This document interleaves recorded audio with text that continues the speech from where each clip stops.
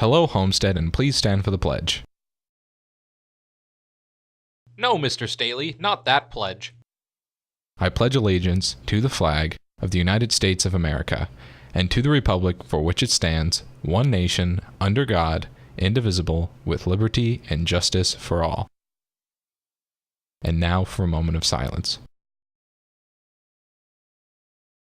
Hello, Homestead. I'm Brendan Spangler. And I'm Celeste Whalen. And on today's edition of HHS In-Depth, Casey Stanley previews Homestead's newest club that started just this week, Creative Writing. Drake White brings us a recap story on how the Homestead radio and TV kids fared at the Indiana State Awards last week. And an all-new Nut House is dedicated to our regional championship boys basketball team, and info for the big game tomorrow.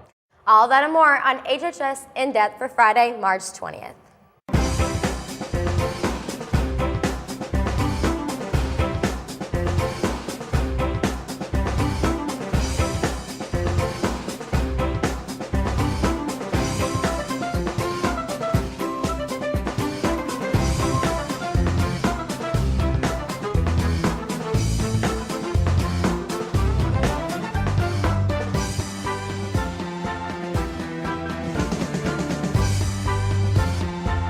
We begin today's show with a feature on Homestead's newest club. This is a place where you can use your creativity, language arts skills, and ability to tell a story. It's the Creative Writing Club. Reporter Casey Stanley has the story. A new novel gathering club has been introduced to Homestead. Creative Writing Club encourages students to explore different ways of expressing themselves through literature and allows them to share their work with their peers. Creative Writing Club is a club that hopefully people will come to and they'll want to read what they've written, if it's poetry or if it's short stories or plays or whatever they like to write. And then everybody else that comes, all the other writers, can give them feedback and tell them what they liked and what they could do better so that they can write something that they like but also maybe other people would like as well, because that's usually the goal of writing, is to sort of make your audience enjoy your work or at least appreciate it. Writing Club it's a club where we can get together and talk about some of our strategies for writing and share what we'd like to read and just kind of give an overall sharing of our common knowledge of writing, and it gives us a way to express ourselves with what we like to do. Despite the late start, the group still plans to schedule club trips. This year we're sort of starting out slow because we got started late. We didn't start at the beginning of the year, and so we're going to, next year hopefully we'll get some things planned and possibly work towards going to some sort of writers conference. There's a couple of ones that are free. I think there's one at the downtown library sometime. We plan on going to a couple writing conventions just to try and further our writing skills, as well as everything else. I know there's playwright competitions that we might go and see, or try and see if a couple of us would enter, or just go to a couple writing conventions that would try and help us further our craft as well. If you are interested in hearing or sharing writing, or just want to delve into the world of writing, the Novel Gathering Club meets Mondays in the IMC. Contact Ms. Olivero with questions. For HHS In Depth, I'm Casey Stanley. Attention all students who have signed up for dual credit or who would still like to sign up for a dual credit class next year. In order to qualify for free Ivy Tech dual credit, you must have met the cut scores in reading, writing, and math when you took the PSAT, SAT, or ACT exams. Check your My Big Campus class of 2016, 2017, or 2018 groups for information about who needs to test, when the test will be given, and to see practice materials and videos about the exam. Attention students, applications to run for student government are now available in student services in the 9th grade Academy main office. Applications will be due on Tuesday, April 7th. Attention AP students, AP exam forms and money are due today. Please turn in your forms to Mrs. Hamilton in Student Services. Next Monday at Audio Aficionados, they are going to listen to the debut album from the post-punk band Devo. Join them in room 600B at 2:45, and everyone is invited. And now here's reporter Drake White with a look at how the Homestead radio and TV departments performed at their state competition in Indianapolis last week. Last week, a group of students from Homestead's broadcasting program, both TV and radio, went down to Indianapolis to attend the Indiana Association for School Broadcasters annual award ceremony. Well, after a 2-hour bus ride, we arrived at the University of Indianapolis, where we all kind of met before we went to our workshops, and we listened to a keynote speaker. And then we got to go to 2 workshops of our choice where we could go to for either radio or TV, and then live competitions were also going on at that time. And then we got to go to our awards ceremony where we found out how our work did for that year. This group of over 25 students entered for a number of contests, from the TV short film to the radio drama. I entered in TV spot production, and that's just kind of like a corporate commercial. It's timed and everything.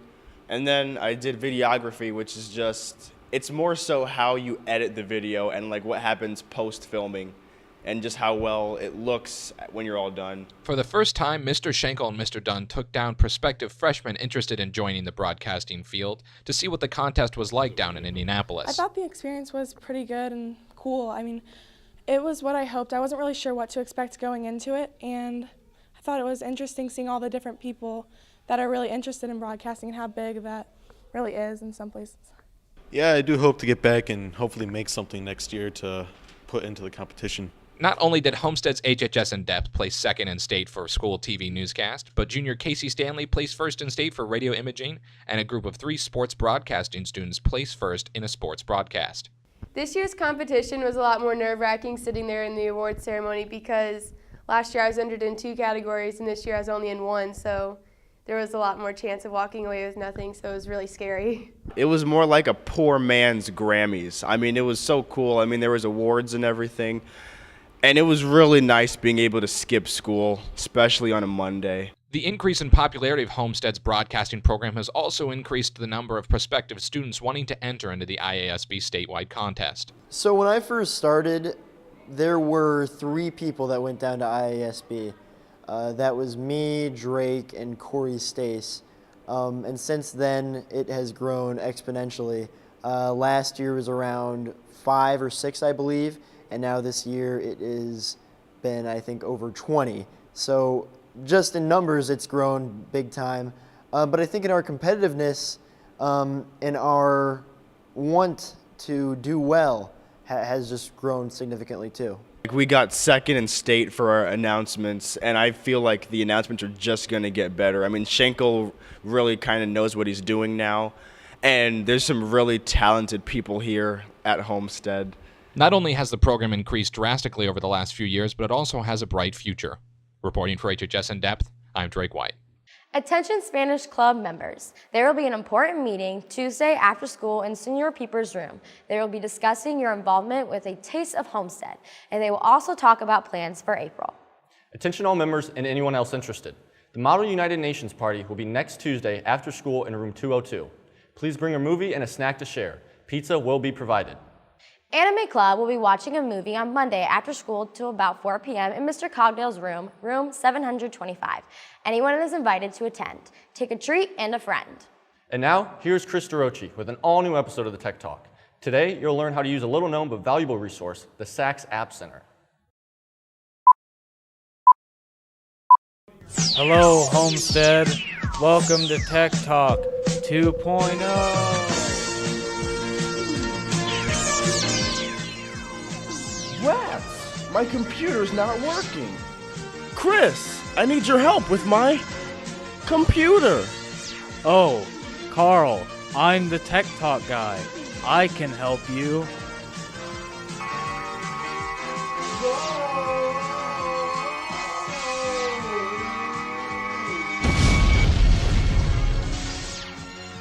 Whew. Thanks, Chris. You're welcome, Carl. Tech Talk 2.0. Hello, Homestead. I'm Chris DeRochi, and for this week's Tech Talk, I'm going to show you an important resource that most of you may not know about. First thing you need to do is head to the Homestead High School webpage. Then select Students page in the top right. Scroll to the bottom of the page and click the icon captioned SACS App Center. The link will take you to a page with a box for your username and password. After you have entered your student ID and locker combination, select OK and it will bring you to the software catalog. And here there is a large selection of premium software, and here you can download it for free on your school computer only. Just select the program you would like to install, press the install button, and the installation process will begin. Note, this can take a very long time and you may need to restart your computer after it is downloaded. Also note that it will only work on your school laptop. Well, that's your Tech Talk for this week. If you would like to see any of your ideas on the Tech Talk, email me at christopher.deroshi@students.sacs.k12.in.us. I'm Chris Hiroshi. There will be a meeting for all National Honor Society members on Monday, March 23rd in the cafeteria at 2:45. We will be issuing t-shirts and planning on the coffee house showcase in April. The Homestead gymnastics team is going to the state finals tomorrow at Ball State University. The meet begins at 1 p.m. Also, congratulations goes out to Madison Moore and Sophie Sigaloff for receiving the honor of being named to the Academic All-State Gymnastics team. This list was comprised of only 12 gymnasts in the entire state who show excellence in both academics and athletics. And now here's an all-new edition of the Nut House. Today on the Nut House, you will hear about last weekend's boys basketball regional championship, as well as talk about tomorrow's big semi-state game in Huntington. What's up, Homestead? So our swim and dive teams went to state, our dance team went to state, our girls basketball went to state, and now our boys basketball is one game away. Here's Madison McConaughey with a little bit of a recap and a preview for the big game tomorrow. The Homestead basketball team won their second straight regional championship by defeating 6th-ranked Carroll and 2nd-ranked Carmel last Saturday in Marion. After winning the school's first ever regional title last year, the boys became the first boys or girls basketball team in school history to win consecutive regionals. Winning the second straight regional championship is definitely big against a team like Carmel. Get back to semi-state, now it's time to make more history like we did last year. It was definitely a great feeling bringing the regional championship back to Homestead.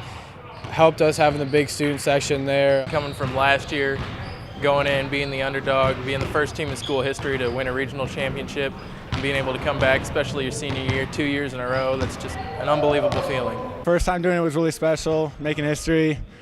This time was just as fun. I mean, doing it with this group of guys again, and hopefully we can get to semi-state and have a little different result there. First time in school history last year that we made it to semi-state, and repeating this year, it's an awesome experience to be a part of. Senior Jordan Geis played the part of the hero in the morning game against Carroll when he made a basket with 2.1 seconds left to give the Spartans the 2-point win. It was a good feeling, but knowing the play didn't work and it broke down, I just kind of tried to do something, threw it up there, and it just happened to go in. The boys team now plays in a one-game semi-state tomorrow for a right to play for a state championship next week in Indianapolis, the goal the team set for themselves before the season. It means a lot, we finally get to our goal, but winning state is definitely something we want to do. The girls got there, I know how much they wanted to win, so we'll definitely try to get that done. It would just be a phenomenal feeling to be able to know that you're the first team in school history to, let alone get to the game, but it'd be even bigger to win.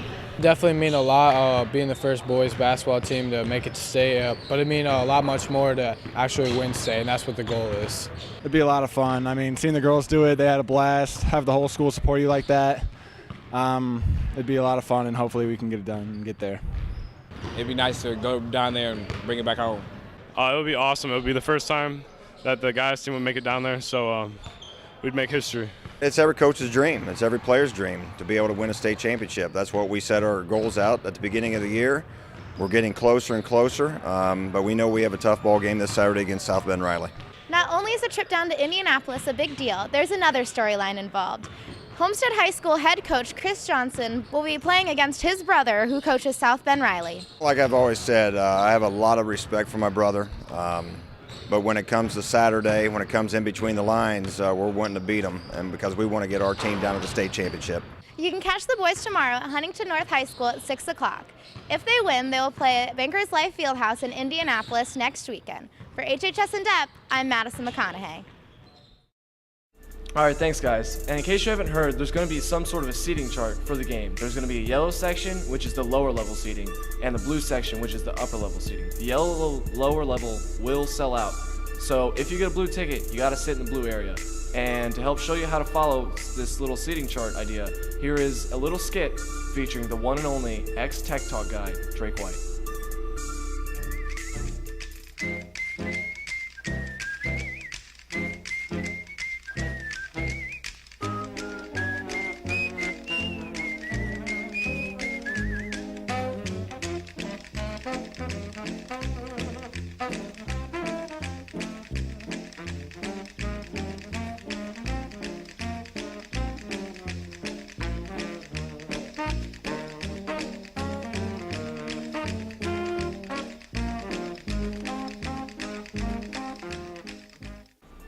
Alright guys, well it's that simple. The game's gonna start at 6 o'clock. For the first half, we're gonna do a Gold Rush theme, and then at halftime, we're gonna do a fake out into a sea of blue. Game starts at 6, hope to see everyone out there. That was the Nut House for this week. Thanks, Drake. Well, that wraps up today's edition of HHS In Depth. I'm Brendan Spangler. And I'm Celeste Whalen. Thank you for watching today. Here's this week's Picture of the Week. And remember, if you want your photo in the running for Picture of the Week, just email it to Drake White at drake.white@students.sacs.k12.in.us. And don't forget to put your name and grade level. Today, we leave you with a song exclusive to our radio station, The Point 91 FM. Have a great weekend, and we will see you next week. Good luck to Winter Guard and gymnastics at State this weekend, and we'll see you down at the boys' game tomorrow in Huntington. You've got all of these rules, and I wanna bend them. You ain't got nothing to lose.